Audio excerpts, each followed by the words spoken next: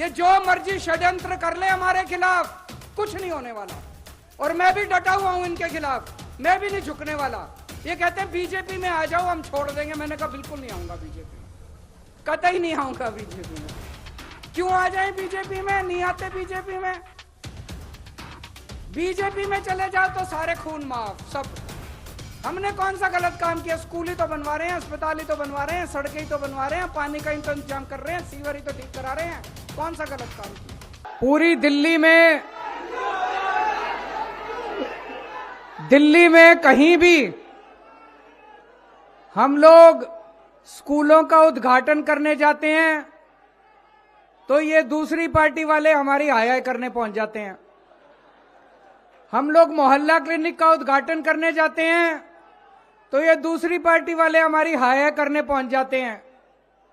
हम कहीं अस्पताल का उद्घाटन करने जाते हैं तो ये दूसरी पार्टी वाले हमारी हाय करने। मैं आपसे पूछना चाहता हूं, आज तो पवित्र दिन है, 4 स्कूलों का उद्घाटन हो रहा है, 10,000 बच्चों की शिक्षा का इंतजाम हो रहा है। आज तो कम से कम ये गंदी राजनीति ना करो। आपको केजरीवाल से दुश्मनी है, आपको इनके जनता के बच्चों से तो दुश्मनी ना करो। इनके बच्चों को शिक्षा मिलने वाली है, इस मौके पे तो ये सब गंदी हरकत नहीं करनी चाहिए। आज इतनी भारी संख्या में आप सब लोग आए हैं, ये मेरे लिए बहुत सुकून की बात है। एक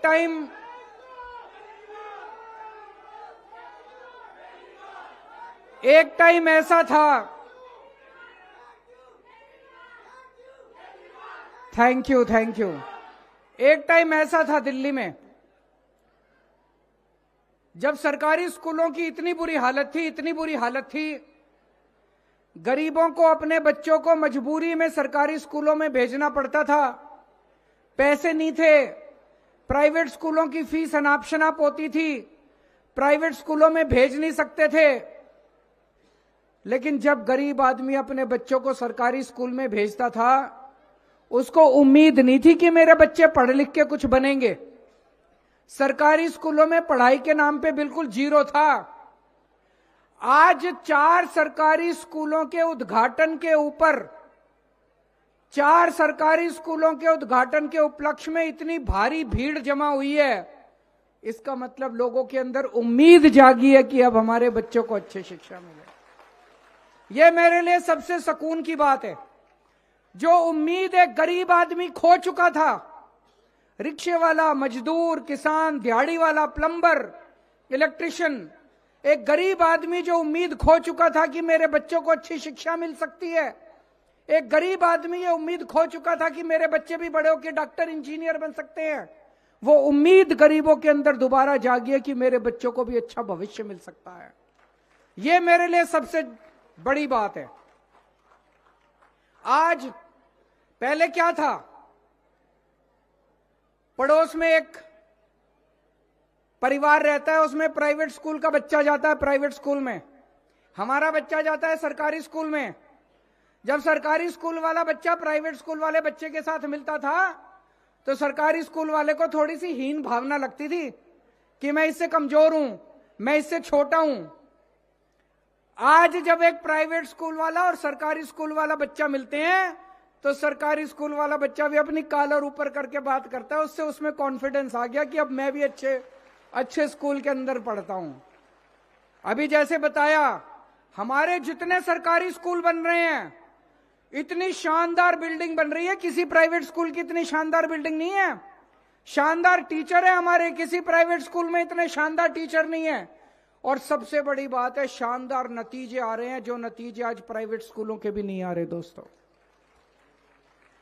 मुझे बेहद खुशी है आज इस मौके के ऊपर, जबकि यहां 4 नए स्कूलों का उद्घाटन किया जा रहा है। इसमें 10,000 बच्चे एक साथ 10,000 बच्चों की शिक्षा का आज इंतजाम किया जा रहा है। ये स्कूल 1 साल में बनके तैयार हो जाएंगे। आज इनकी नींव रखी जा रही है और मुझे पूरा यकीन है 1 साल के बाद आप लोगों के बीच में मैं उद्घाटन करने के लिए आऊंगा। इस मौके पे मुझे आज आपके बीच में आने का मौका मिला, मैं अपने आप को बड़ा सौभाग्यशाली समझता हूं। लेकिन इसका बहुत बड़ा श्रेय मैं आपके विधायक, आपके एमएलए ऋतुराज को देता हूं। ये दोनों जमीन जो है ये डीडीए की जमीन है।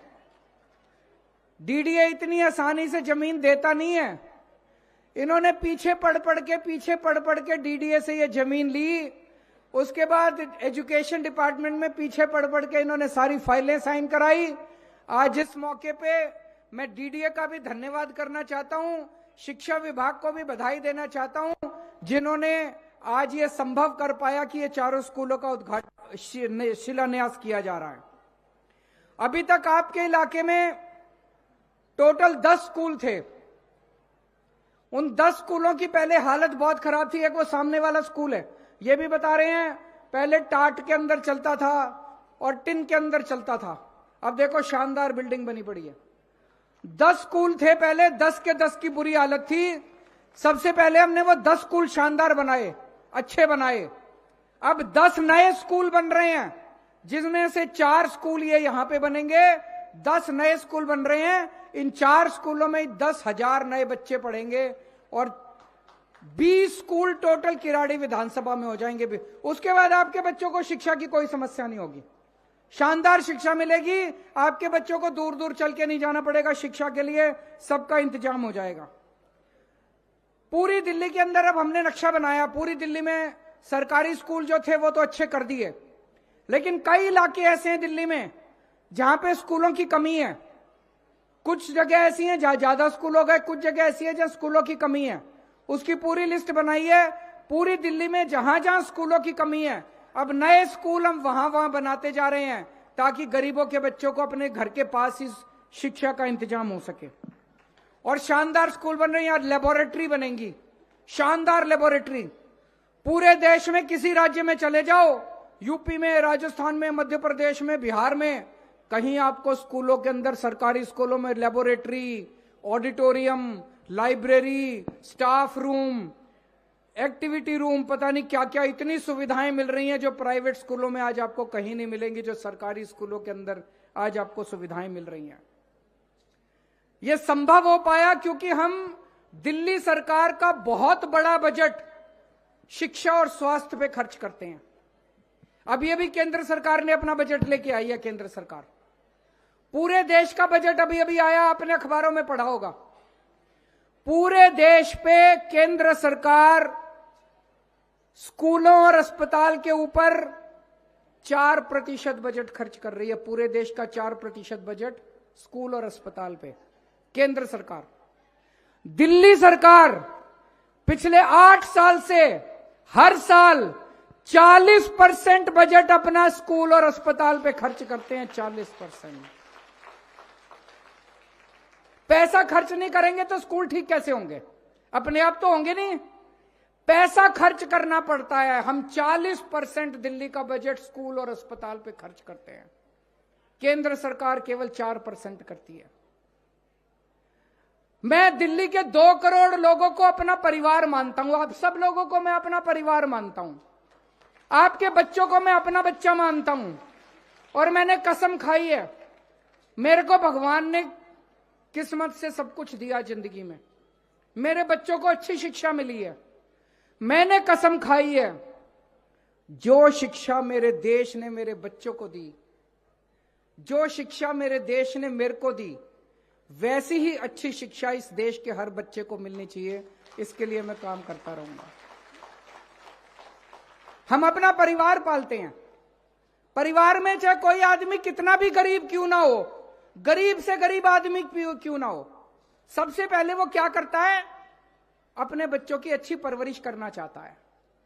अपने को रोटी ना मिले ना मिले, बच्चों को पूरी रोटी मिलनी चाहिए, बच्चों को दूध मिलना चाहिए, बच्चों को फल मिलने चाहिए, बच्चों को ठीक से सब्जी मिलनी चाहिए, बच्चों को अच्छी शिक्षा मिलनी चाहिए।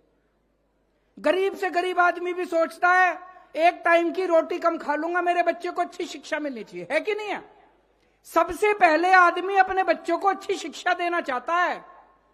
वही हमने अपने दिल्ली सरकार में अपनाया है कि 2 सड़क कम बना देंगे, पहले अपने सारे दिल्ली के बच्चों को अच्छी से अच्छी शिक्षा का इंतजाम करेंगे। अपने 2 करोड़ लोगों को मैं एक परिवार मानता हूं। एक परिवार में जैसे सबसे पहले हम अपने बच्चों की अच्छी शिक्षा का इंतजाम करते हैं, हम ये सोचते हैं भाई मेरे को तो जिंदगी में कुछ मिला नहीं मिला, भगवान ने दिया नहीं दिया, मेरे बच्चे बड़े होके अच्छे बन जाएं, इन बच्चों को अच्छा भविष्य मिल जाए। ऐसे ही मैं भी सोचता हूं कि दिल्ली के 2 करोड़ मेरे जो लोग हैं, मेरे भाई बहन हैं, मेरे परिवार के लोग हैं, इनके बच्चों को अच्छी से अच्छी शिक्षा, इनको अच्छा भविष्य मिलना चाहिए। दूसरी चीज आदमी सोचता है, घर में कोई बीमार हो जाए, मां बीमार हो जाए, पिताजी बीमार हो जाए, बच्चे बीमार हो जाए, बीवी बीमार हो जाए, उसको अच्छा इलाज मिलना चाहिए। अगर कोई बीमार हो जाए, आदमी अच्छे से अच्छे अस्पताल में ले जाने की कोशिश करता है, अच्छे से अच्छा इलाज कराने की कोशिश करता है, चाहे जमीन बेचनी पड़ जाए, चाहे घर के गहने बेचने पड़ जाए, चाहे कर्ज लेना पड़े, आदमी अच्छे से अच्छा इलाज कर। दूसरी हर आदमी की, हर परिवार की प्रायोरिटी होती है। वही मैंने भी सोचा कि एक तो अच्छी शिक्षा का इंतजाम करना है, और पूरी दिल्ली के अंदर कोई बीमार हो जाए, पैसे की कमी की वजह से उसके इलाज में किसी किस्म की कमी नहीं आनी चाहिए।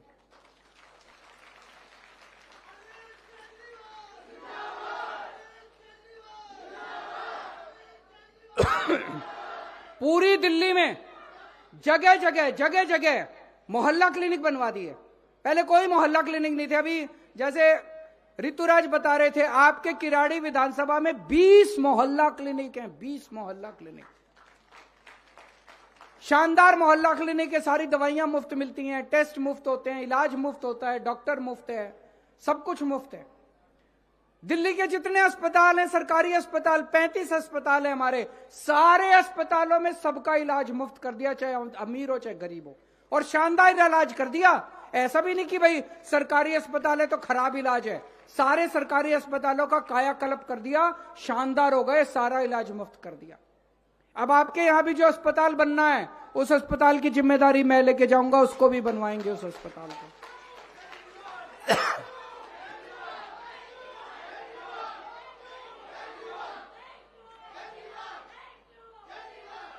दिल्ली में सबसे ज्यादा राजनीति कच्ची कॉलोनी में रहने वालों के साथ हुई है। हर चुनाव के पहले ये दूसरी पार्टी वाले आके कहते थे हमको वोट दे दो, हम जीत गए तो कच्ची कॉलोनी के लिए कर देंगे, कच्ची कॉलोनियों के लिए कर देंगे। किसी ने नहीं करा, ना उस पार्टी ने करा, ना उस पार्टी ने करा। आज पूरी दिल्ली में सारी कच्ची कॉलोनियों के अंदर सड़कें बनवा रहे हैं हम लोग, सीवर की पाइपलाइन डलवा रहे हैं, पानी की पाइपलाइन डलवा रहे हैं। आपके किराड़ी विधानसभा में सारी कच्ची कॉलोनियों को मिला के 5000 सड़कें बननी हैं, 5000 सड़कें। 5000 में से 3000 सड़कें बन चुकी हैं। 75 साल में जो काम नहीं हुआ, हमने 5 साल में करके दिखा दिया। 75 साल में एक सड़क नहीं बनवाई उन लोगों ने, किराड़ी की एक सड़क नहीं बनवाई दूसरी पार्टी वालों ने 75 साल में। 5 साल में 3000 सड़कें बनवा दी, बाकी जो 2000 बची हुई सड़कें हैं उस पे काम चल रहा है। 1 साल में बाकी 2000 सड़कें भी बन जाएंगी।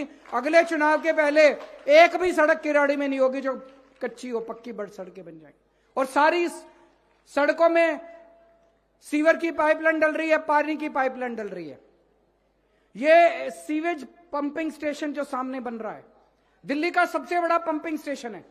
अभी मैं आ रहा था, दोनों तरफ सड़क के इतना पानी भरा पड़ा था, इतना पानी भरा पड़ा था। ये 3 महीने में बन के तैयार हो जाएगा। उसके बाद ये सारा पानी यहां से निकल के साफ होने के लिए सारा साफ हो जाएगा, कहीं गंदा पानी नहीं रहेगा।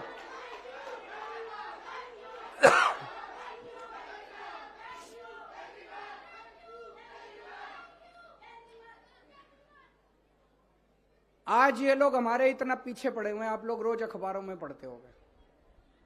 मनीष सिसोदिया को उन्होंने जेल में डाल दिया, बचाओ, कह रहे हैं उसने भ्रष्टाचार करा है। सवेरे 6 बजे उठ के वो स्कूलों के चक्कर काटना चालू करता था। सवेरे 6 बजे उठ के वो 10 या 15 स्कूलों में मुआयना करने जाता था, बच्चों को ठीक शिक्षा मिल रही है कि नहीं मिल रही। कौन भ्रष्टाचारी स्कूलों के अंदर चक्कर लगाता है बताओ? भ्रष्टाचार करने वाला तो रात को दारू पीता है, लड़कीबाजी करता है, गलत काम करता है सारे। कौन भ्रष्टाचारी सवेरे 6 बजे उठ के स्कूलों के चक्कर लगाएगा? आज ये सारे हमारे पीछे पड़े हैं। सारी एजेंसी छोड़ दी, केजरीवाल के पीछे, संजय सिंह के पीछे, मनीष सिसोदिया के पीछे, सतिंदर जैन। उनका क्या कसूर है? मनीष सिसोदिया का कसूर है कि वो अच्छे स्कूल बना रहा था। सतिंदर जैन का कसूर है कि वो अच्छे अस्पताल और मोहल्ला क्लिनिक बना रहा था। आज अगर मनीष सिसोदिया स्कूलों पे काम नहीं कर रहा होता, ये उसको गिरफ्तार ना करते। आज अगर सतिंदर जैन ने मोहल्ला क्लिनिक और दवाइयों का इंतजाम नहीं किया होता, वो उसको गिरफ्तार नहीं करते। इन्होंने सारे षड्यंत्र रच लिए, लेकिन हमको झुका नहीं पाए। हमने कहा काम तो चलेगा, काम तो करते रहेंगे हम लोग। तुम अगर ये सोचो कि हम स्कूल बनाना बंद कर देंगे, स्कूल तो बनेंगे, चाहे केजरीवाल को भी जेल में डाल दो। तुम जो सोचो कि अस्पताल बनाना बंद कर देंगे, मोहल्ला क्लिनिक बनाना बंद कर देंगे, स्कूल तो अस्पताल तो बनेंगे, मोहल्ला क्लिनिक तो बनेगा, जनता का इलाज तो होगा, चाहे केजरीवाल को भी जेल में डाल दो। आज ये हमारा कुछ नहीं बिगाड़ पा रहे। क्यों? करोड़ों बच्चे जिनको हमने स्कूलों में पढ़ाया, गरीबों के बच्चे, उनके मां बाप का आशीर्वाद हमारे साथ है। वो करोड़ों लोग जिनका फ्री में इलाज हुआ, जिनका अस्पतालों के अंदर, मोहल्ला क्लिनिक के अंदर फ्री में इलाज हुआ, उन सबका आशीर्वाद हमारे साथ है। और जिसके साथ गरीब का आशीर्वाद होता है, उसके साथ भगवान का आशीर्वाद होता है, उसके साथ भगवान होता है। ये जो मर्जी षड्यंत्र कर ले हमारे खिलाफ, कुछ नहीं होने वाला। और मैं भी डटा हुआ हूं इनके खिलाफ, मैं भी नहीं झुकने वाला। ये कहते हैं बीजेपी में आ जाओ, हम छोड़ देंगे। मैंने कहा बिल्कुल नहीं आऊंगा बीजेपी में, कतई नहीं आऊंगा बीजेपी में। क्यों आ जाए बीजेपी में? नहीं आते बीजेपी में। बीजेपी में चले जाओ तो सारे खून माफ, सब। हमने कौन सा गलत काम किया? स्कूल ही तो बनवा रहे हैं, अस्पताल ही तो बनवा रहे हैं, सड़कें ही तो बनवा रहे हैं, पानी का ही तो इंतजाम कर रहे हैं, सीवर ही तो ठीक करा रहे हैं। कौन सा गलत काम किया? आपसे बस एक ही मेरा निवेदन है, बहुत प्यार मिला आप लोगों का, बहुत आशीर्वाद मिला है, अपना ये आशीर्वाद बनाए रखना। मेरे को और कुछ नहीं चाहिए। मेरी जिंदगी का एक ही मकसद है, इस छोटे से आदमी को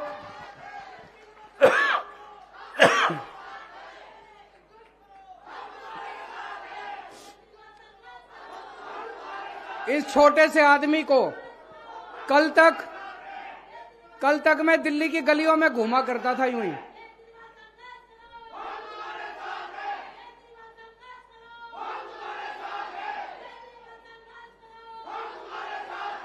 कल तक मैं दिल्ली की झुग्गी बस्तियों के अंदर एक एनजीओ में काम किया करता था। सुंदर नगरी का इलाका, नंद नगरी सुना होगा आप लोगों ने।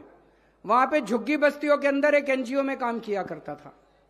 कोई नहीं जानता था मेरे को। वहां पे झुग्गियों के अंदर मैं घूमा करता था। वहां से उठा के आप लोगों ने पूरी दिल्ली की जिम्मेदारी दे दी मेरे को। इतना बड़ा मान दे दिया, इतनी बड़ी जिम्मेदारी दे दी। मैं 7 जन्म में भी आप लोगों का एहसान नहीं चुका सकता। तो बस आप अपना आशीर्वाद बनाए रखिए। आपके आशीर्वाद में इतनी ताकत है, उनकी सीबीआई, उनकी ईडी, उनकी दिल्ली पुलिस, उनका इनकम टैक्स, सारे छोटे पड़ जाते हैं आपके आशीर्वाद के सामने। भारत माता की।